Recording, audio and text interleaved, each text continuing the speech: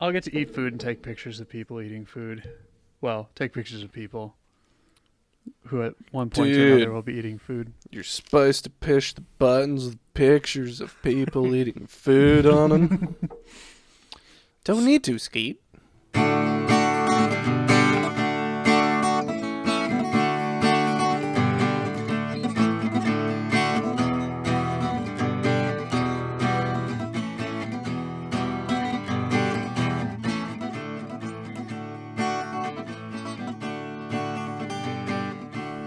I guess the guy who was for Skeet, that was also the same voice actor as Carl Weezer. Oh, sure. Rob Paulson, he's all over the place in animation. Mm-hmm. There's a lot of those Unsurprising.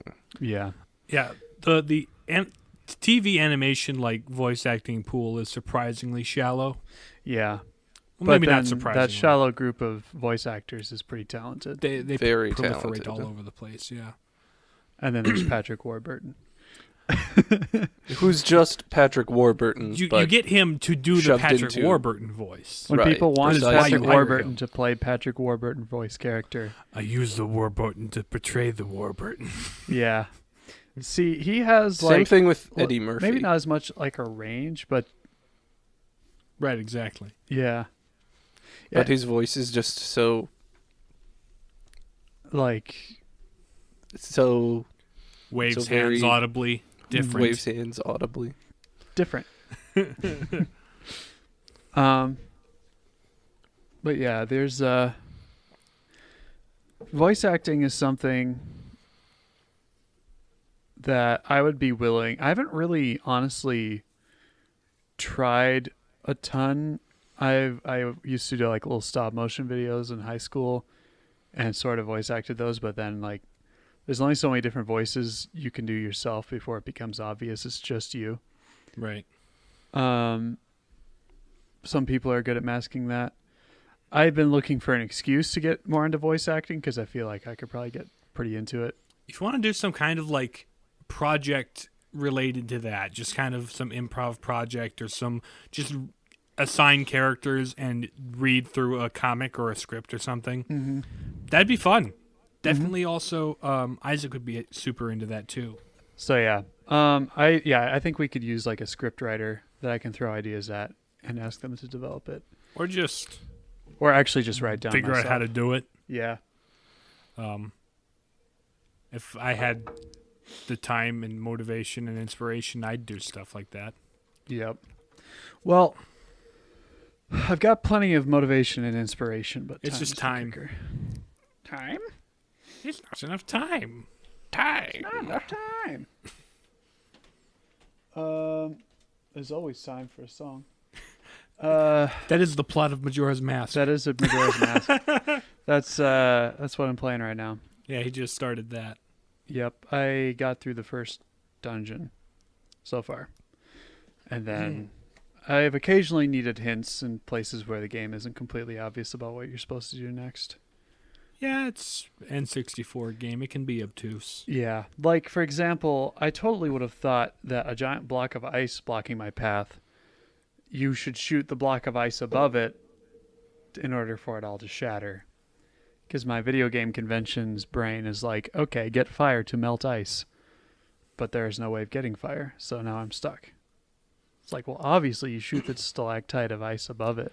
You gotta target more things and listen to the fairy. Yeah, I guess I have to listen to the fairy. I'd say through the first dungeon, I was able to do it more or less without input. But yeah, there's just a couple of spots where I got stuck. But it's been kind of fun so far. Having fairly recent, well, it's been a few months now, but relatively recently played Ocarina of Time. Majora's Mask feels pretty familiar in terms of how to play. Kind of the point. What else? Nathan, you finished Ori and the Will of the Wisps recently. I did. That'll probably be an episode. I got and played through that. I might do one on both the Ori games. Like a joint Ori, yeah. Mm-hmm. Yeah. Combine them, there's enough to talk about. Mm-hmm. Have you played or seen any of that, Riley? I have seen some people play it. I've never played it myself. Okay. Well, we'll talk about it later, I suppose. Stay We can get tuned. into depth. It's a rather beautiful game. That's what I have to say about it so far. Yeah. It does look nice. That's for sure. Mhm. I should send you- Metroidvanias aren't really my kind of game. They're I exactly don't- my kind of game. So. I don't gravitate to them. I'm not opposed to playing them. I just would play other things Sure. first. Yep. Sort of by inclination. At the very least, I gotta send you a couple of the soundtrack samples because it's real good. Mm-hmm. But no, Um, that's kind of a thing I did recently. Yep.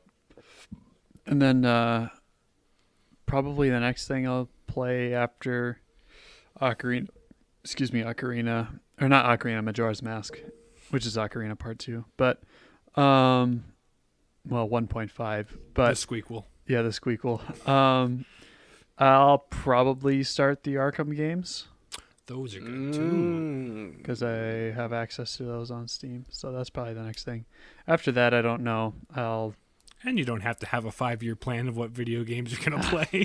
Nah. That's not a thing you need. I think my bucket list is I'm starting to get closer to the end of it.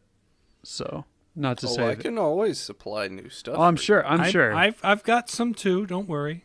I'm sure, yeah. Like the bucket list of games I would naturally gravitate towards, and then, at which point be open to suggestions to expand my horizons a bit, which I may already have to a certain degree. Mm-hmm. To a rather large degree, in fact. Yeah. I don't think you ever would have picked up Witcher 3 on your own. Yeah, I mean, I certainly, if I hadn't seen it played, I probably wouldn't have ever played it.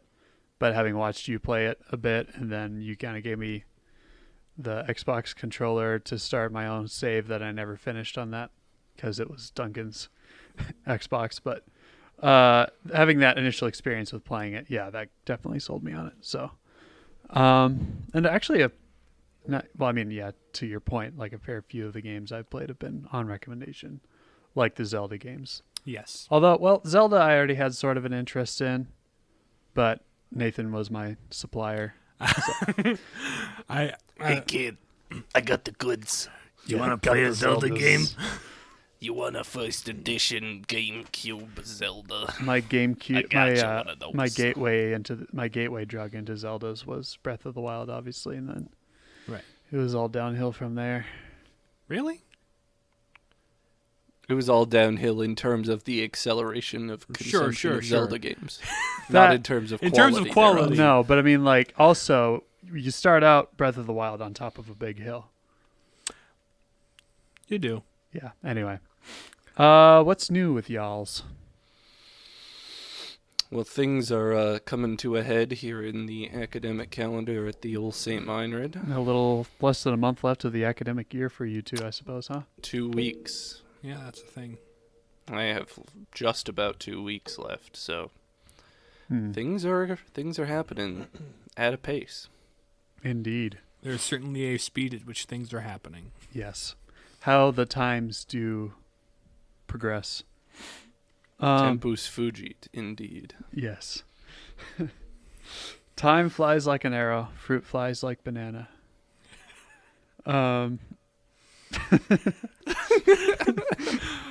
I suppose, how are things shaping up for the end of the semester for you, Nathan? Are you doing senior design stuff yet? There's 3 senior design classes I have to take, like back to back. I'm doing senior design 1 right now. Gotcha. And the project we have to do is kind of a small project, so It's sort of like to me get and you my warmed up. me and my teammate designed a circuit board. I think the PCB actually just came in, so we should get together Sick. and solder all the bits in and test it. alright. Right? Right? So for that sort of thing, is there like some sort of expense account that NDSU gives you, or do you have to pay for it? There's a bit of an expense account. It's kind of baked into the class Sure. because they expect you to pay for, or they expect each team to have like a circuit board they get, right, and the parts involved. What does yours do? Mine detects if a door has been open for longer than a minute. Ah, There's like a switch that if you remove the magnetic switch from it, the timer will start and it'll go for 60 seconds and then it'll start. It'll stop sending a pulse to a switch that'll allow current to go through so that the buzzer will be annoying so you can shut the door. stuff that is easy to design for people who aren't finished with all of their classes. Yep. So that's pretty neat. It is. Went to my first mug night in a long while last night. Oh yeah. That was fun. It was a little too late Sauce. For Nathan. Mr. Works at 5:30 in the morning guy. Yep. But it was a good time. Just met up with some Newman people after they got done with their Wednesday night activities. So that was fun. It was good. Good to knock back a mug and enjoy some fellowship. And Monsignor Schlesselman showed up for a little while, so that was pretty fun. He's fun. Yeah. But yeah, so things are pretty beachy for the most part. It got warm today, which is good. Got the big bike race coming up this weekend too. That's the other thing about Saturday. Is the first half of Saturday I'm doing the annual Newman Center bike race, and then I'll be coming home for a couple hours and then getting ready and going over to the auction that will go from 4 to 10 o'clock. So that's going to be a long Saturday. But The joys of being a salaried laborer. yeah. Oh wow. Sucks. You got a job. Yeah, I know, right? Paying bills and having a Employment, paycheck that's jeez. reliable every month. That's just What the is up with burden I that? must bear for my own well-being. Speaking of well-being, we're the Palladium Papists. I'm James. I'm Nathan. And I'm Riley. What are we talking about today, Riley? Well, we've got some novel ideas today about the Kite Runner.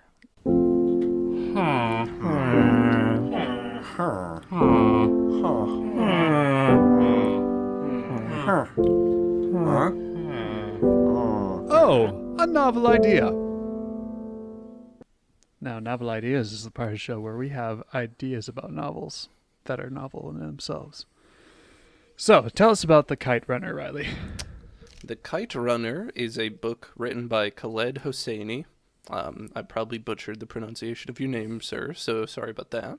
Apologies. Apologies. But the book was published in 2003, and there was a movie about it made in 2007 that I haven't seen, so I can't speak to how good it is, how faithful to the story of the book, whatever. Given the But time at which it came out, I'd be a little bit dubious, but Given what I've read about it, says it's fairly faithful to the book, so okay. which is pretty plausible given the I just scope got of the book. Aragon and- PTSD, but But, so the book begins in Afghanistan in 1974 with a boy named Amir. He's a Pashtun, which is one of the ethnicities in the area. He lives in Kabul, which is the capital of Afghanistan, with his father, who we just referred to as Baba. And Baba is a pretty wealthy merchant, so the family is well-to-do. And his best friend Hassan is he lives with them because his father is Baba's servant, so they just kind of all live in the same household, and Baba treats Hassan like a son, basically. Gives him all the same things that that Amir gets, so they're kind of given equal treatment in terms of stuff they get, which is much to Amir's chagrin because, well, Hassan's not actually his son, and he feels like he should be getting recognition that he's not getting. So both of the boys don't have mothers. Amir's mother died in childbirth, and Hassan's mother abandoned them, his father and he, when he was young. So neither of them have a significant female influence in the household. On the flip side, however, Hassan is a Hazara, which is one of the kind of lesser looked upon ethnicities by the Pashtun, so they're kind of a bit regarded as oppressed, and they aren't regarded as equals. So there's that tension there. Is it kind of like a caste thing, or It's not really just caste, different because ethnic caste groups? is like classes within an ethnic group, Mm. whereas this is just difference of ethnicities. Mm-hmm. Yep.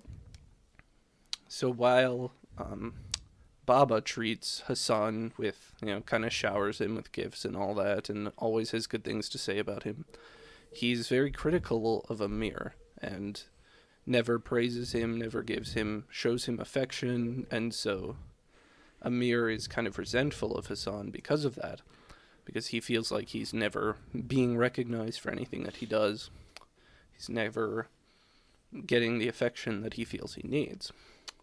But nonetheless, Amir and Hassan are very close and very good friends. In one of the few conversations that Amir can actually just sit down and have with Baba, he inquires why Baba drinks alcohol, which is forbidden by Islam. And Baba responds by saying that the mullah, which are kind of the Muslim faith leaders, are hypocrites. Kind of like rabbis of a sort. It's rabbis, priests, that equivalent to that sort of thing. And he claims that they are hypocrites and that the only true sin is theft. But you can see that he's a merchant. He's out to protect his own interests, and he feels that that's the only fair way to conduct commerce. Is if that sin, the only sin there can be, is theft. So, Baba's best friend, Rahim Khan, is the one that Amir goes to for a more affectionate father figure. And he kind of reassures Amir in his interests. Amir wants to become a writer, which his father looks down upon as sort of a feminine activity, and so he doesn't really approve of that. But Rahim Khan encourages Amir to pursue that goal, and provides him with some fatherhood that his biological father isn't really providing. We're introduced to the main antagonist, Asef, who is like a full-blown racist against the Hazara, and also kind of a sadist and violent, so he's real bad news. He's only half Pashtun. His mother is German, so he's got the blonde hair and blue eyes, and he's, of course, kind of infatuated with Nazism. This is not too far after that was a thing. Only about 30 years, yeah. Yeah, 20, 30 years. So, one day Asef tries to attack Amir while he's just out conducting his business, but Hassan defends him with his slingshot, and Asef swears that one day he's going to get revenge for those events, because he just really felt like beating Amir up that day, and he didn't get to, so he's very sour about it. Sometime later, there's a kite flying contest. So, Hassan is Amir's Kite Runner, which is sort of what the title of the book comes from. And that means that he's the one who goes and retrieves the kite after you've let it go. And he always knows where Amir's kites are going to land, because they have that kind of relationship, and he just has the skill at doing that. So in this contest, Amir emerges victorious and finally wins some praise from his father, which is like, great, nice, yeah. It's a good my moment. dad cares about me, yeah. This is sounding like a Pixar film. And then Hassan runs to go get the kite. He's saying, for you 1,000 times over, because they have that kind of friendship that they would really put out for each other, or so Hassan thinks. So as he's going to find the kite, Asef corners him and threatens to beat him up if he doesn't hand over the kite. Hassan refuses to give over the kite because it's his best friend's kite. And if he doesn't bring it back to his dad, he won't have the same level of respect from his dad, so he wants to preserve that for Amir. And so Asef brutally beats him and rapes him. Oh. And Amir is like thinking that Hassan's taking a little too long. So he goes around and tries to find him and sees this event going on and doesn't do anything. He just walks away. And Hassan sees him just walk away. And so we have this tremendous betrayal of trust between That's not Amir cool. and Hassan because of his, he knew that he couldn't stand up to Asef and his buddies. He's just physically weaker. That he would just get the same thing happen to him. He was too afraid to intervene.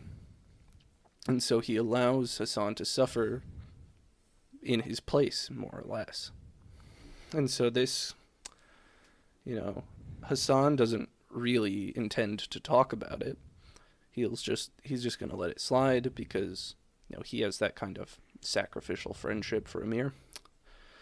But Amir kind of wants to get rid of him because he just can't bear to look at this reminder of his cowardice anymore.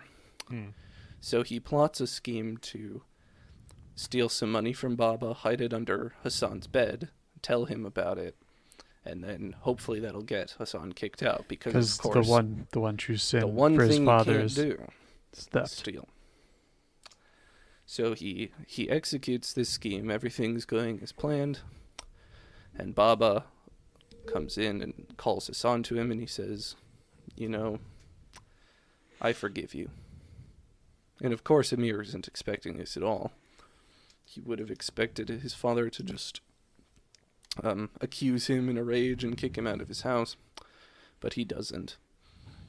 And this really, really kind of puts the nail in the coffin for Amir as far as how he feels about his own relationship with Hassan, because all this time, someone who's not really his son has been getting preferential treatment, and Amir is very bitter about that. But ultimately, Hassan has kind of had enough, so he and his father get out of Dodge because they don't want to deal with this anymore. That's kind of the end of Act 1. So after that, we fast forward to 1979 when the Soviet military comes into Afghanistan and basically takes over and makes Afghanistan a puppet state of the Soviet Union. And of course that comes with stifling free trade, which Baba is very concerned in. So his business is suffering and his family can't make a living anymore. So they decide to try to get out of the country and flee to America. So which they eventually do.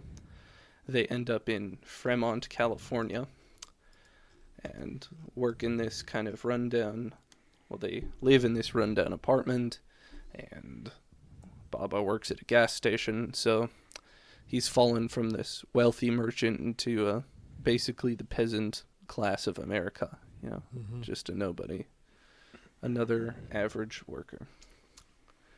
But Baba finds some solace in this life because he's doing kind of what he loves doing anyway. It's just like being self-sufficient, doing things for himself, doing things on his own terms. That's his MO. So he's not terribly sad about it. He's just happy that he gets to live his life freely. Amir goes to school, eventually starts taking some writing classes so he can hopefully his goal is to become a novelist. So that's what he's after. They meet another immigrant family, and one of their daughters, Soraya, Amir falls in love with, and they get married. And so they shortly thereafter find out that they're sterile, so they can't have any children, which is the big sad.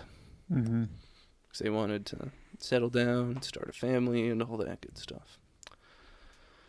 So Act 3 comes around, and Amir gets a call from his long-lost friend Rahim Khan, who is kind of informing Amir that his health is declining and that he would really like for Amir to come visit before he dies. So Amir goes back to Afghanistan, and this is around 15 years later. So this is like, late 90s, I think, Mm-hmm. early 2000s, somewhere in there. And at this point, the Taliban have kind of taken over Afghanistan, and so he's kind of having to dodge them while trying to get to Rahim. And once he gets there, they kind of sit down, have a chat about how things have been going, and some things are revealed that Rahim has been meaning to tell him. Firstly, that both Ali and Hassan are dead, killed in various ways by the Taliban. Ali stepped on a landmine, and Hassan was, he refused to let them enter his home, so they just killed him. And it turns out, this should be no surprise to anyone, that Ali was not really Hassan's father, Baba was. And so Amir and he are half-brothers, which makes sense when you look at how they were treated. Yeah. Mm-hmm. And that would be why Hassan's mother abandoned him, because he chose to get with Amir's mother, so didn't want to be involved in that. And Rahim knows of some Taliban that have been snatching orphans from the orphanage, and he knows one that he would like for Amir to try to save. Mm-hmm. And this, he's like, Since he can't accuse himself. I'm woefully unprepared to do anything like that, but since I haven't been able to have children myself, I would really like to be able to raise a child, so I'll do my best. And so they go in and try to talk with the Taliban to convince them to release this kid named Sorab. And it turns out that the guy heading up the local Taliban contingent is none other than Asef, the bully from his childhood. So, Asef agrees to release Sorab if Amir can beat him in a fight, which we also know that Amir is woefully unprepared to do, being kind of a sedentary lifestyle writer, and Asef is this sadistic, violent guy, so it happens like it would have happened way back in the day, had he actually been the one to receive Asef's violence instead of Hassan. So he gets absolutely beaten to a pulp, and he's trying to escape, but Sorab uses his slingshot to defend Amir, and they escape. So they work their way to the embassy in Afghanistan and kind of hide out while Amir recovers. They aren't really convinced, well, they don't have proof that Sorab is actually an orphan, so they're reticent to let him come with Amir back to the U.S. because, Sorab has been through a lot of traumatic experiences, and so he's very withdrawn, doesn't talk a lot. And so he won't affirm that he's an orphan because he just will not interact with anyone in any capacity. Mm-hmm. So they're like, are you trying to steal this kid and you're like going to hurt him if he talks? So they're kind of unsure.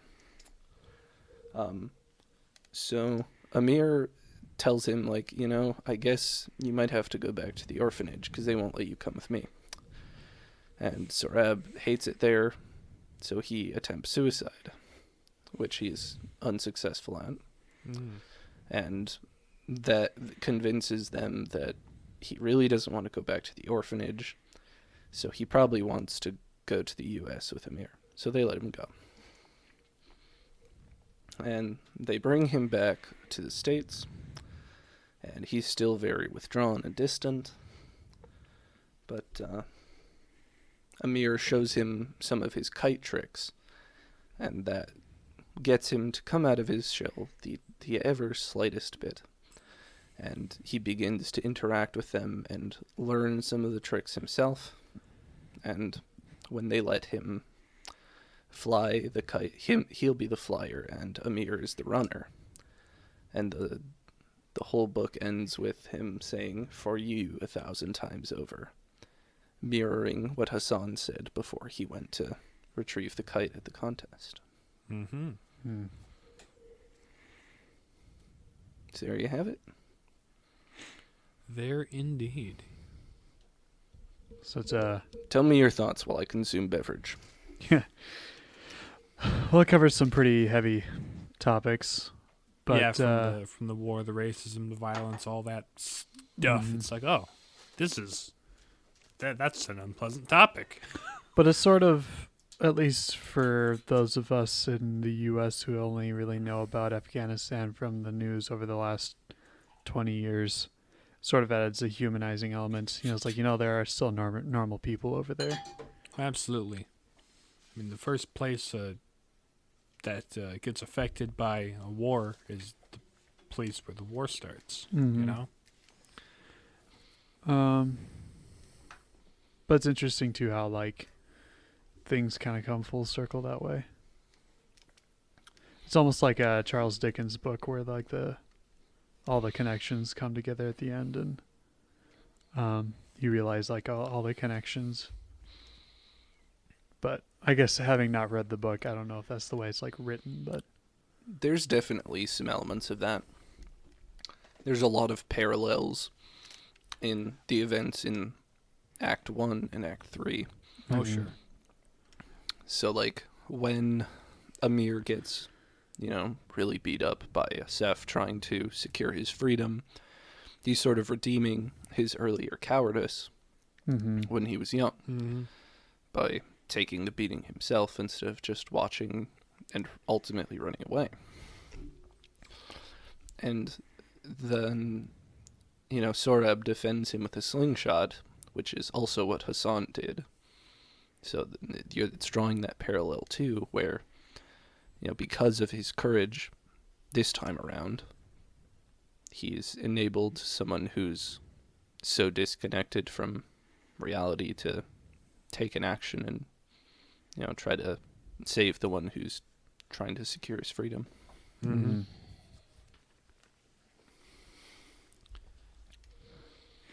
So I guess what were some of the main things you liked about it? There is like you guys have mentioned, it's like the very first-hand real-life experience of what it was like to live in Afghanistan in a multi-generational way. And even that perspective on what it was like before war, it was ravaged by war. Uh-huh. Right. Because it starts out when they're in a perfectly good place, independently and stuff. But then you got the Soviet Union. Well, yeah, Not perfectly good. not but perfectly good, but it's there was no better overt than before war the- going on. right. Mm-hmm. But then you've got skip to an era with the Soviet Union causing a mess, and then skip to an era with the Taliban causing a mess, and you kind of get a lifetime's worth of overview of that, what it was like to be from there and live there a little bit. Because the average American, all they really know about Afghanistan is that there's been a armed forces presence from the U.S. there since 2001, and it's just sort of automatically associated with the Taliban and terrorism and things like that. But it's there's still real people who live, there's still regular people who lived there and had lives and their own And stories. at the end of the day, don't have values horridly different from ours. Mm-hmm. They value freedom. They value the ability to make your own way in the world. So he's kind of right at home in America. Mm-hmm.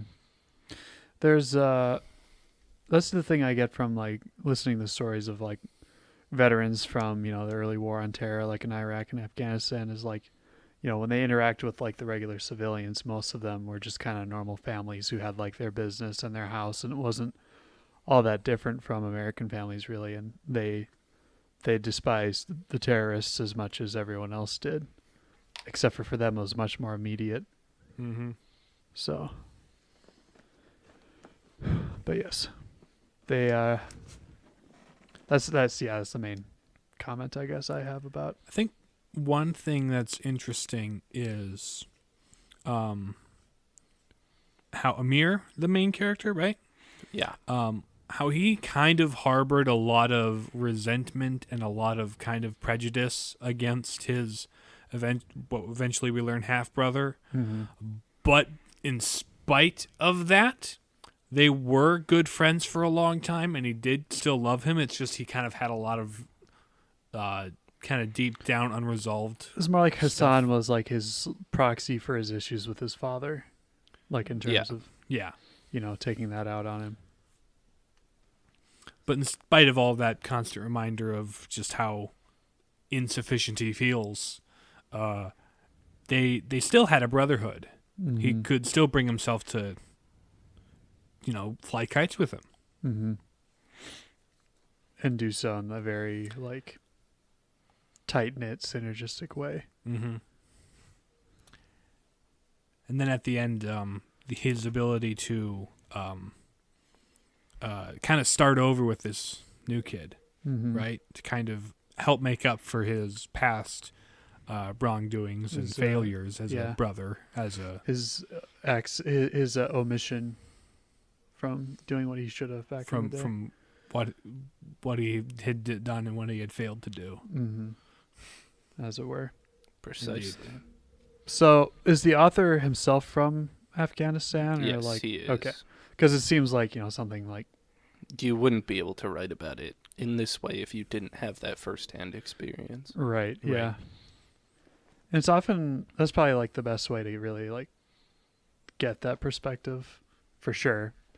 Because it's like there was like a series of books I was and it's still fiction, but like written in a very authentic way. Because there's like a book, there's this author I read growing up who wrote these stories about these kids growing up in the Netherlands when they were occupied by Nazi Germany, because that's when she had grown up, and was very familiar with like the culture and stuff, and was able to provide that unique insight. So it seems It's like neat to get those perspectives. yeah. Another cool thing, tangentially related, is that Laura Bush actually read it and invited him to the White House. Oh wow. So, and they, had a chat with the president and stuff, and she really, really liked the book and saw it as very eye-opening. So, Mm-hmm. That's pretty cool. That is neat. it's made a real impact on, people who have a direct influence over how policy was carried out with regards to people from Afghanistan in the days after the events happened. So, Mm-hmm. I mean, the book was written 2 years after 9/11, so it was still very fresh. in And people's people were minds. not exactly keen on looking at Afghanistan in any sort of positive light. And this is all stuff that, was going on like when we were more or less. I think when they invaded Afghanistan, I was 4. So I remember sort of watching like them declare war on the news and stuff like that, like vaguely. But it's kind of wild, yeah. Seems so. I mean, it was long ago, but it's weird being able to remember back almost 20 years, like getting to that age. But yeah. So I guess any other comments before we launch into some transcendental analysis? Nope. Let's get into it. All Alrighty right then. then. Truth. What are some truths that we can pull from the Kite Runner? Or not pull from, but like gather. Yeah, draw from. the Yeah. glean. People from other countries are probably not so different as you might think. Mm-hmm. We see that pretty clearly demonstrated in just the various cast of characters that appear in the early stages of the book when they're in the not so war-torn Afghanistan. Mm-hmm. That's probably the perspective of it that's the most interesting to me, is seeing what it was like before it became what it is today. Mm-hmm. And seeing how like the events of like, the Soviet invasion during the Cold War, and then like the Taliban takeover after that, and The seeing effect that had how on the people. that impacted truly had. So that's like, I'll probably pick this up at some point and read it, because I mean, I've always been fascinated with history and different perspectives from different parts of the world. So Yeah. That and another book he's written called 1,000 Splendid Suns, oh yep. which is a very similar kind of overarching plan, but with a different story to it. Sure. Mhm.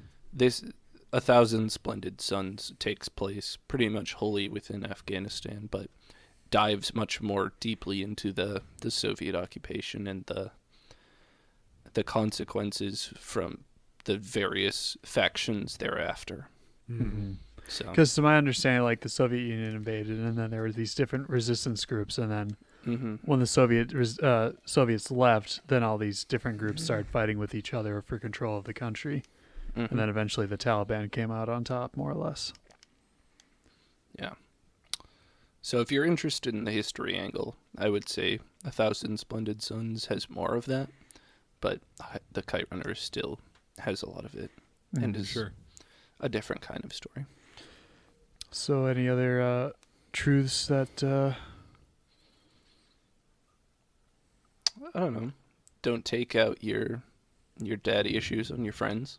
And always That- stand up. Like, friendship goes both ways. So if someone, even if it means sacrificing your own safety to save someone from being, brutally beaten. brutally beaten and violated, stand up for them. Which is easier said than done, for sure. But Oh yeah. For sure. I suppose one quick clarification to a truth is that stealing is not the only possible sin.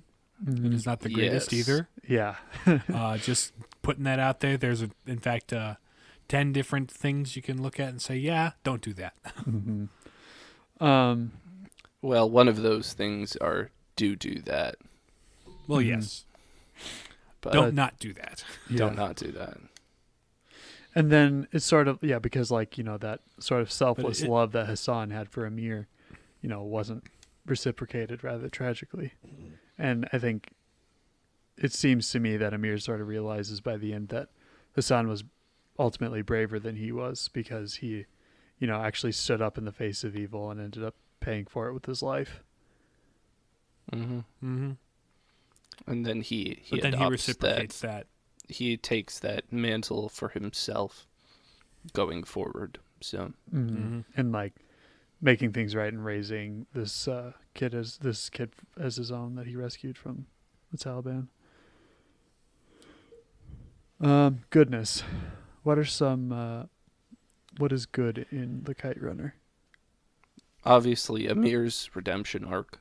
Mm-hmm. He goes from being this very cowardly and unwilling Selfish. to do what is right and resentful and bitter, to being someone who's much more full of life and willing to put himself on the line in big ways and little ways. Mm-hmm. You know, he's willing to get beaten almost to death to rescue Sorab, and then to kind of suffer through the small torments of trying to socialize him and bring him into a place where he enjoys his life. Mm-hmm. But then he, like, also little things like he, at the end, is the one who goes and runs for the kite, right? Which is the more... He takes the Before- stance, the less glorious job, but the Right. one that's ultimately oriented to service and selfless love for the other, Mm-hmm. which Which is is ultimately what which he is learns, what yeah. Hassan embodied and what Amir is becoming Mm-hmm. as he becomes a father to Sorab. Mm-hmm. So the title of Kite Runner is kind of a theme. Is it ever Indeed. touched upon like why Baba didn't tell the boys that they were both his son? Nope, not to my knowledge, Hmm. because he didn't really want to admit that he was unfaithful to Amir's mother. Mm-hmm.